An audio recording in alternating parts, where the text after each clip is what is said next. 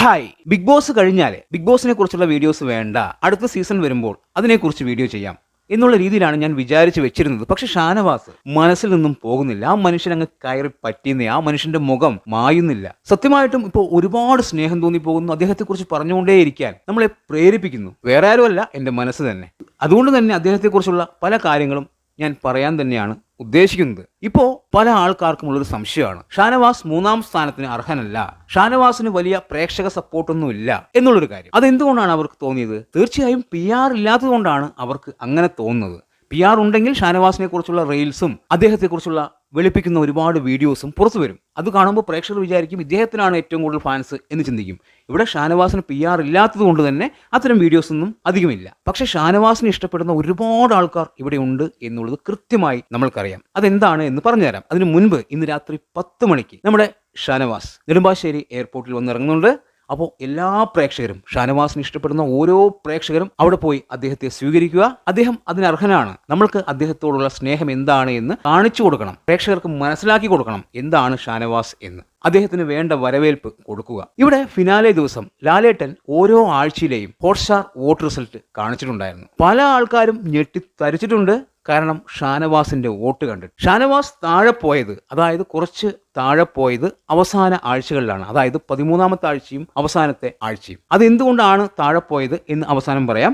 അതിനു മുൻപ് 30% മുകളിൽ വോട്ട് വന്നിട്ടുള്ള 2 താരങ്ങൾ മാത്രമേ സീസൺ 7-ലുള്ളൂ. ഒന്ന് അനുമോൾ, ഒന്ന് ഷാനവാസ്. ഷാനവാസ് 2 തവണ 30% മുകളിൽ വോട്ട് നേടി. കൃത്യമായി പറഞ്ഞാൽ 3-ാമത്തെ ആഴ്ചയിൽ 33.5% ഷാനവാസിന് വോട്ട് ഷെയറായി വന്നിരിക്കുന്നത്. അതുപോലെ തന്നെ 7-ാമത്തെ ആഴ്ചയിൽ 35.1% വോട്ടുകൾ ഷാനവാസ് നേടി. അതായത് 2 പ്രാവശ്യം ഷാനവാസ് 30% മുകളിൽ വോട്ടുകൾ നേടിയിരുന്നു. അനുമോൾക്ക് ഒരു പ്രാവശ്യമാണ് 30% മുകളിൽ വോട്ടുകൾ നേടാൻ സാധിച്ചത്. അത് 9-ാമത്തെ ആഴ്ചയിലാണ്. അനുമോൾക്ക് വന്ന വോട്ട് 30.5%. അതായത് ഷാനവാസിന് 33.5ഉം 35.1ഉം നേടാൻ സാധിച്ചപ്പോൾ അനുമോൾക്ക് 9-ാമത്തെ ആഴ്ചയിലാണ് 30% വോട്ട് നേടാനായത്. ഏറ്റവും കൂടുതൽ വോട്ട് ഷെയർ വന്നിരിക്കുന്ന ആഴ്ച അത് 7-ാമത്തെ ആഴ്ചയാണ്. അവിടെ ഷാനവാസിന് വന്ന വോട്ട് ഷെയർ 35.1%. അതായത് വലിയ രീതിയിലുള്ള വോട്ടാണ് ഷാനവാസിന് ആ ആഴ്ചയിൽ വന്നിരിക്കുന്നത്. അതുതന്നെയാണ് ഏറ്റവും ടോപ്പ് വോട്ട് ഷെയർ. അനീഷിന് ഇവിടെ 30% വോട്ട് ഷെയർ പോലും ഒരാഴ്ചയും വന്നിട്ടില്ല എന്നുള്ളത് എടുത്തു പറയേണ്ട ഒരു കാര്യമാണ്. അപ്പോൾ ഷാനവാസിന്റെ ഫാൻ പവർ എത്രയാണ് എന്ന് നിങ്ങൾക്ക് മനസ്സിലായി കാണും. പല ആൾക്കാരും ഞെട്ടിത്തരിച്ചിരിക്കുകയാണ്. ഷാനവാസിന് ഇത്രയും ഫാൻസ് ഉണ്ടോ, വോട്ട് ഷെയർ ഉണ്ടോ എന്ന് ആലോചിച്ച്. ബാക്കി പലരും 10% കണ്ടിട്ട് പോലുമില്ല. ഞാനിവിടെ എടുത്തു പറയുന്നത് ഷാനവാസിന്റെ വോട്ട് ഷെയർ എല്ലാവരെയും ഞെട്ടിപ്പിക്കുന്നതാണ്. എവിടെയാണ് ഷാനവാസ് താഴേക്ക് പോയത് എന്ന് ചോദിച്ചു കഴിഞ്ഞാൽ, ഗെയിമിൽ പല സ്ഥലത്തും ഡീഗ്രേഡിങ്ങിലൂടെ താഴേക്ക് പോയിട്ടുണ്ട്. പക്ഷേ വോട്ടിങ്ങിൽ എപ്പോഴാണ് പോയത് എന്ന് ചോദിച്ചു കഴിഞ്ഞാൽ, അതായത് അനുമോളെയും അനീഷിനെയും മറികടക്കാൻ പറ്റാതെ ആയത് അത് 13-ാമത്തെ ആഴ്ചയിലാണ്. അതിനു മുൻപും ഷാനവാസ് 3-ാം സ്ഥാനമായിട്ടുണ്ട്. പക്ഷെ പിന്നീട് ഷാനവാസ് കുതിച്ച് കയറിയിട്ടുമുണ്ട്. പക്ഷെ 13-ാമത്തെ ആഴ്ചയിൽ ഷാനവാസിന്റെ വോട്ട് ഷെയർ കുറച്ച് താഴേക്ക് പോയി. അവിടെയും 3-ാം സ്ഥാനം തന്നെയായിരുന്നു. അതിനുള്ള കൃത്യമായിട്ടുള്ള കാരണം ഞാൻ പറയാം. അവിടെ PR കളി ശക്തമായിരുന്നു. കൃത്യമായി എല്ലാവർക്കും ഒരു വിവരം കിട്ടി. അനുമോൾ അല്ലെങ്കിൽ അനീഷ് ഇവരാണ് കപ്പടിക്കാൻ പോകുന്നത്. ഷാനവാസ് ഇപ്പോൾ പുറത്താകും, നാളെ പുറത്താകും എന്നുള്ള രീതിയിൽ ചർച്ചകൾ വന്നു. എനിക്ക് കൃത്യമായി അറിയാം ഷാനവാസിന് എത്രത്തോളം വോട്ട് ഷെയർ വരുന്നുണ്ട് എന്നുള്ളൊരു കാര്യം. ഞാൻ പല വീഡിയോസിലും പറയുന്നുണ്ട് ഷാനവാസിന് ഹോട്ട്സ്റ്റാറിൽ നല്ല വോട്ട് ഷെയർ ഉണ്ട് എന്ന്. അതെനിക്ക് കൃത്യമായി അറിയാവുന്നതുകൊണ്ട് തന്നെയാണ്. അൺഒഫീഷ്യൽ പോളിൽ നിങ്ങൾ കാണുന്നതല്ല സത്യം. റിയലായിട്ട് ഷാനവാസിന് നല്ല രീതിയിൽ വോട്ട് ഷെയർ ഉണ്ട് എന്ന് ഞാൻ പലപ്പോഴും പറഞ്ഞിട്ടുണ്ട്. അതിനുള്ള കാരണം ഒരുപാടുണ്ട്. ഞാനൊരു വീഡിയോ ചെയ്തിരുന്നു. ഞാനൊരു ഗ്രൂപ്പിൽ ഇങ്ങനെ സംസാരിച്ചപ്പോൾ, അതായത് ഷാനവാസ് ഫാൻസ് ആയിട്ടുള്ള ഒരു ഗ്രൂപ്പിൽ സംസാരിച്ചപ്പോൾ, അവിടെ എല്ലാം ഷാനവാസ് ഫാൻസ് ആണ് എന്ന് ഞാൻ പറയില്ല. പല ആൾക്കാരും ഷാനവാസ് ഫാൻസ് എന്ന വ്യാജേന വന്നിരിക്കുന്നുണ്ട് പല ആൾക്കാരെയും മാനിപ്പുലേറ്റ് ചെയ്യാൻ. 13-ാമത്തെ ആഴ്ചയിൽ തുടങ്ങിയ മാനിപ്പുലേഷനാണ്. ഷാനവാസ് എന്തായാലും ജയിക്കില്ല. അദ്ദേഹം എന്തായാലും 3-ാം സ്ഥാനമോ 4-ാം സ്ഥാനമോ 5-ാം സ്ഥാനമോ ആയി മാറും. ഇവിടെ അനുമോൾ ജയിക്കരുത്, അനീഷിന് വേണ്ടി വോട്ട് ചെയ്യൂ എന്നുള്ള തരത്തിൽ അവിടെ സംസാരിക്കുന്നു. അനീഷിന് പല ആൾക്കാരും വോട്ടുകൾ ചെയ്യുന്നു. എന്താണ് എന്ന് എനിക്ക് മനസ്സിലാവുന്നില്ല. അതുകൊണ്ടാണ് ഞാനൊരു വീഡിയോ ചെയ്തത്. അതേ സംഭവം തന്നെയാണ് അവസാന ആഴ്ചയിലും ആവർത്തിച്ചത്. അവിടെ അനീഷിനും അനുമോൾക്കും, അതായത് എല്ലാ വോട്ടുകളും അനുമോൾക്ക് വന്നു എന്നല്ല, അനീഷിന് ഒരുപാട് വോട്ടുകൾ ഷാനവാസിന്റെ മറിഞ്ഞിട്ടുണ്ട്. അതുപോലെ തന്നെ അനുമോൾക്കും കുറച്ച് വോട്ടുകൾ മറിഞ്ഞിട്ടുണ്ട്.